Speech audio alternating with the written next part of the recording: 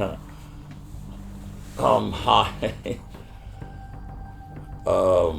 The story that I was just talking to Chris about in Hawaii when I first started after I was undercover in Chrysler and I worked for the American Bureau of Investigation. This was 1969, and back in 1969, back in those days, if you wanted to get a divorce, you couldn't just get a divorce. There was no such thing as irreconcilable differences in 1969 and the 70s. You had to actually prove that your spouse was cheating on you. There were things that you had to have specific reason that you got a divorce. So back in those days, in the 60s and 70s, and I believe even up to the 80s, I'm not sure where it broke on the, where you could get divorced real easy.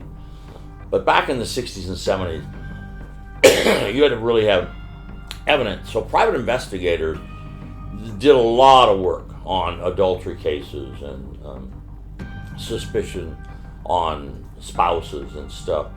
So we were doing a case where the wife hired us and believed that the husband was cheating. And usually when someone comes in, especially if a woman comes in and she thinks her husband is cheating and starts to explain it to us now and for the last many years, if somebody came in to me and talked to me for 20 minutes, 20 to 30 minutes, I can pretty much tell you whether your spouse is cheating on you by what you tell me. I can't tell you 100%, but I can give you odds of about 80%. There just are certain signs, there's things that they do, whether it's a man, whether it's a woman.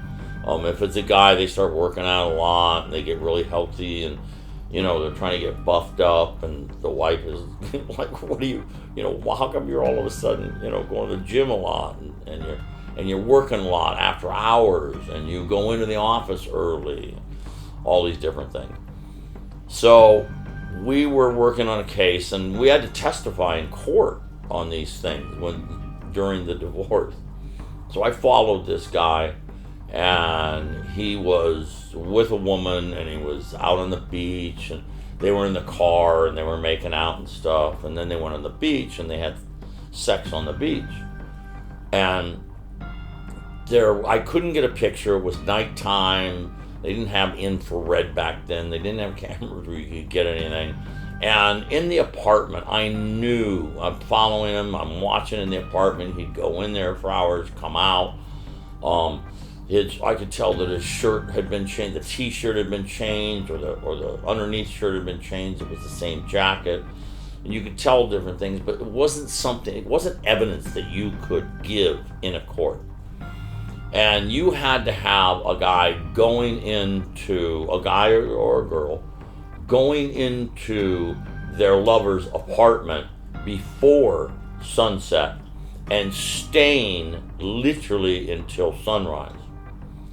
So I followed this guy and everything. I wound up testifying in court, and we're in the middle of the divorce trial, and I was 19 years old, a young detective. And I had only done the undercover thing and a couple of other things. And I'm testifying in court, and I said that I'd watched him at the beach, and I saw him making out in the car. And then I said they went down to the beach, and I'm in the bushes, and I'm watching him through the bushes. And the attorney's questioning me. The attorney for the guy is questioning me. And he says, and so what were they doing? I said, well, they were making out in the car and everything. Then they got out of the car and they went down to the beach. And he said, and what did you see them doing on the beach? I said, well, they were having intercourse. And he said, excuse me? I said, they were having intercourse. And this is in a courtroom. This is a courtroom full of people. And I said, they were having intercourse. And he said, well, what does that mean? And he kept just like re-asking me, and I go, they were having intercourse on the beach. And he said, well, what type? And again, I'm 19 years old. I'm not used to this. This is probably the first or second time I've testified in court. So finally I got frustrated, and the guy, kept saying, well, what does that mean? I said, they were fucking. The courtroom broke up. The judge says, young man, I think sexual intercourse would have sufficed if you would have said that. Intercourse can be talking. There's different types of intercourse. And I went, oh, okay. So the trial went on for a couple of days, and we knew that this guy was sleeping with his lover. But we just didn't have the raw evidence. So my boss comes in, and he had met with the attorney. Again, I'm just an investigator at the agency, so I'm not privy to everything that's going on with the attorneys and everything. So I'm sitting there, and we come into court one day. This was toward the end of it, and we come into court, and my boss has me set up, and this is video. This is 16 millimeter, not video. This is film, 16 millimeter film that we used at that time. And so my boss has me set up a projector, a screen, and this is while the attorney's going through and he's questioning. And we had insinuated and circumstantial evidence of everything, that we had watched this guy, we had, caught him, and the places that we were saying and the times and the dates that we were saying, he knew that what we were saying was true. He knew every time.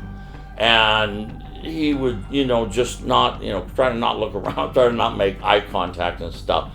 But I knew that he knew, my boss knew that he knew, and he was just wondering whether or not we're going to come up with any evidence. So I'm literally setting up this reel-to-reel projector with the screen and everything, and I get it set up, and the attorney, I've got film in it.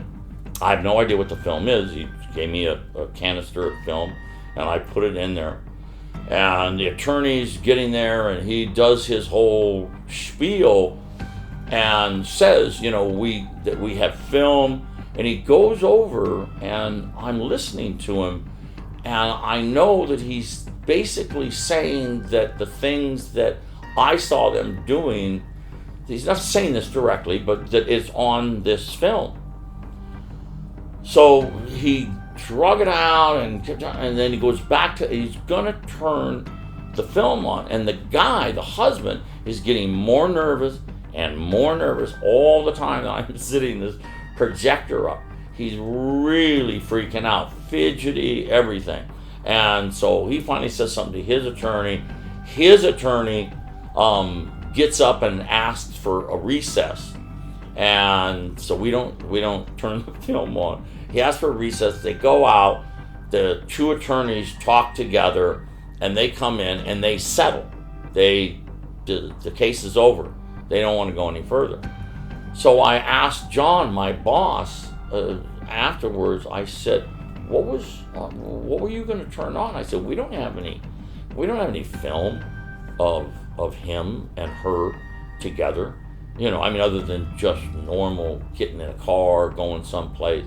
We don't have anything incriminating." And he said there was a Walt Disney movie in the projector. And I said, "What do you mean, a Walt Disney movie?" He said, "That's all it was." And I said, "Well, what would you have done?" But he said, "I knew it would scare the guy. I knew that we had all the right information. I knew he was guilty. I knew he knew it. And I knew he knew we knew." And he said, "I gambled on him not wanting that film to be turned on in this camera, thinking that it's him having sex with this woman." And I said, "What would you have done, John, if they would have had you turn the projector on?" And it would have been a Walt Disney, a fucking Mickey Mouse, right, or Donald Duck or something on it. And he said, I would have just said there's a mix-up. I would have made a big scene and said, oh my God, you got the wrong film. He said, I would have probably blamed it on you. But it was you. They didn't have to do that. And the guy gave the wife whatever it was that she was going for in the courtroom. He just went, okay, that's enough. Don't. We'll do this. Let's just end this. But back in those days, you literally had to have the proof. I thought it was hilarious. I really did. This guy confessed. Anyway, you can get away with shit like that once in a while. Only once in a while.